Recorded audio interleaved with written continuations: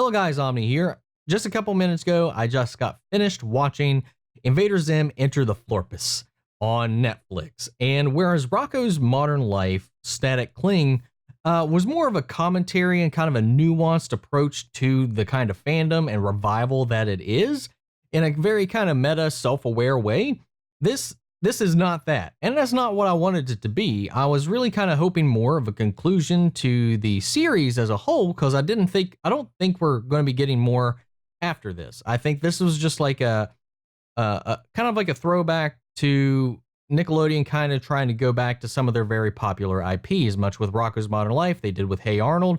There's a reboot of Rugrats coming out, among other things, that I think this was just them kind of like diving in and just, giving a little back to the people that loved the shows that were just really popular at the time. And I think this gives a bit of closure to it. Now, it's not the ending, or at least the storyline that was outlined for the final season or the final movie that they originally drafted.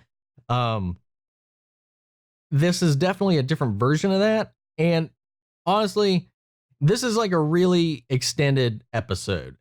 It's an hour and 11 minutes runtime, whereas the Rocco special was just about 40 some minutes, something like that, a little bit shorter. This was definitely an experience. It had a through point. It had a kind of a plot to it. However, it wasn't heady. It wasn't trying to say anything. Not really. There's some elements in it that we've seen in a bunch of other properties and a bunch of other TV shows, movies, a lot of kind of recycled kind of modern tropes or things to tackle. Not really even tackle. This movie doesn't really tackle anything or has like a message in it. There's just some kind of cliched plot beats that we see a lot with today and today's culture that, fits very well into this universe, I think. But really, this is like a welcome home. There's so much to this that just feels familiar. Whereas Rocco was really kind of trying to both do the same and be new at the same time. This is just being a continuation of Invader Zim. And I quite enjoyed that. That's exactly really what I wanted from it.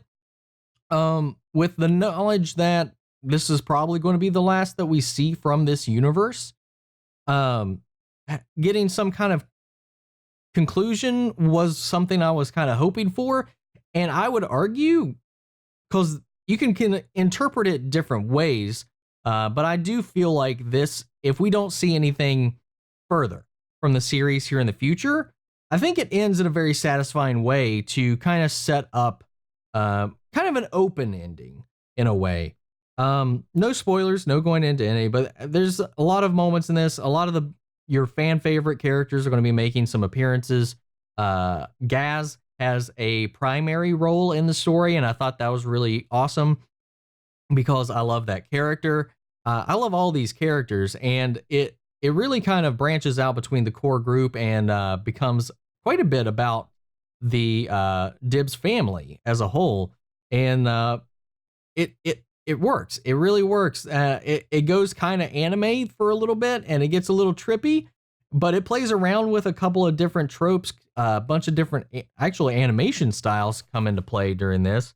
But it's really nice seeing the show kind of extended and given this new life with updated animation, having all the original voices, at least from what my ear can tell. And it was just a ball. I really had a good time watching this. Like I said, if you're a fan of the show, this is going to be just kind of like a welcome home. I don't know how else to really put it. Like, it's going to feel like more of the same. Like you never really left in a way, even though there is an acknowledgement of the passage of time from the last time we had actually seen these characters. And the way they explain it is perfectly in line with these characters. It's silly, it is stupid, but it is as stupid as the two main characters actually are, and I love it. I thought it was hilarious. and just fitting. Overall, I really enjoyed it. It's definitely it definitely makes me feel a little bit better about how the series kind of not even wrapped up because it ended in the middle of a season. It makes me feel better about the series as a whole, knowing that this is an entry and that there is something going on in the background, or that if I go back and rewatch the original seasons, that it will lead to this. And then there would be technically, in a way, a kind of a conclusion or fulfillment or satisfaction with watching the series. Nothing kind of bothers me more when a series just ends abruptly and there's not any closure with it, that it just stops. That always kind of lingers in my brain. And it's like, man, I would have really liked like a send off to these characters and not just like ended in the middle of a week kind of episode that we have quite often with a lot of Nickelodeon shows. But it's good. I really enjoyed it. It's like I said, it's not a brain teaser. It's not going to tickle. It's not going to make you think. You're not going to really linger on it too much after the fact.